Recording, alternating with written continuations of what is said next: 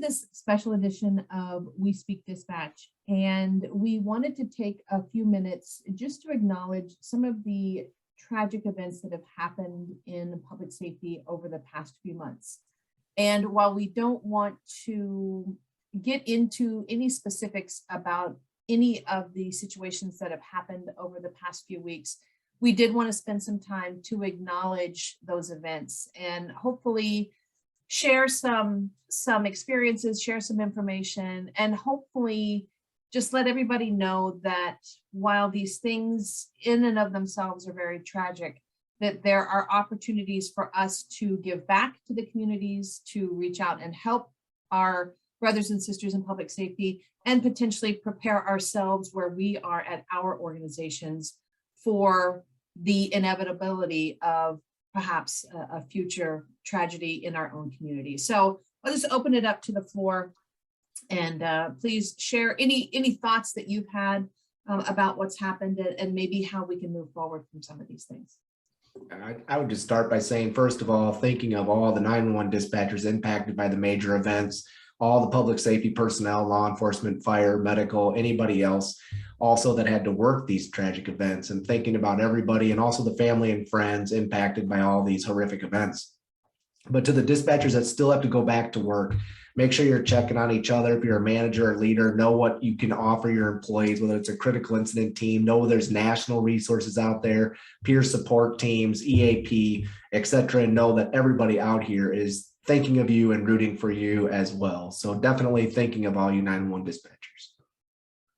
So I just want to say that it is okay for you not to be glued to a TV set, to have to know everything that's going on, especially when tragedy occurs close by, or in the same state. Even the first thing that you want to do is you want to find out what happened, and then the second thing normally is, well, how can I help?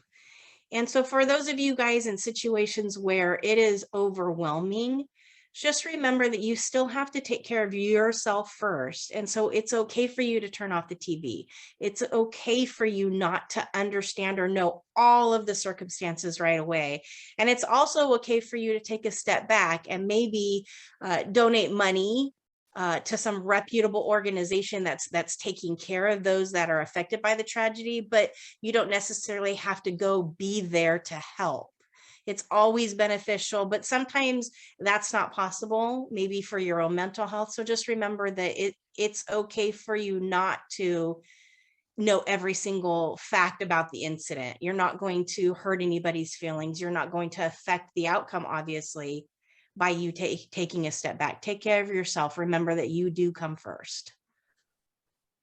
I mean, I will tell you that I really feel that these events just cause this ripple effect over all of us in public safety, because we're all thinking, what if it happened here? What if it happened to us? Am I ready? Am I prepared to these things? So, yes, we don't want to know all the answers yet, because we just don't know the answers yet. But I would say it could start a valuable conversation at your comm center to say, what would we do if this happened to us? Not logistically, who are we going to respond, all that stuff, but how are we going to take care of each other?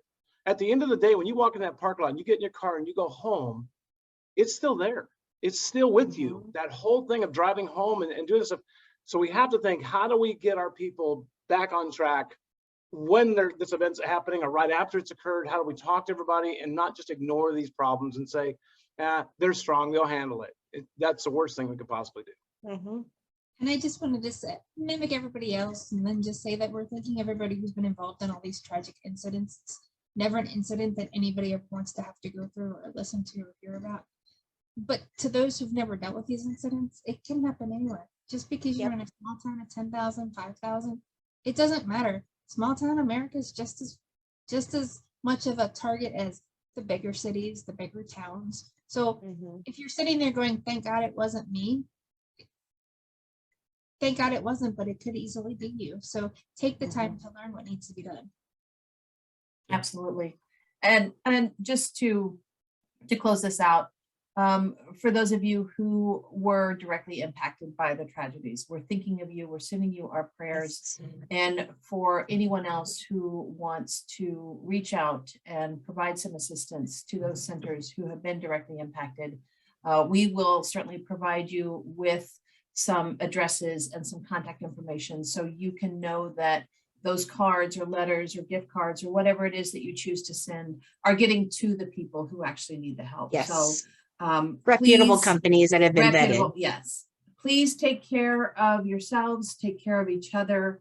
We are in this together because we are a 911 family, and we wish you all of the best. Yep. Sending everybody love. Take care, everybody. Take care.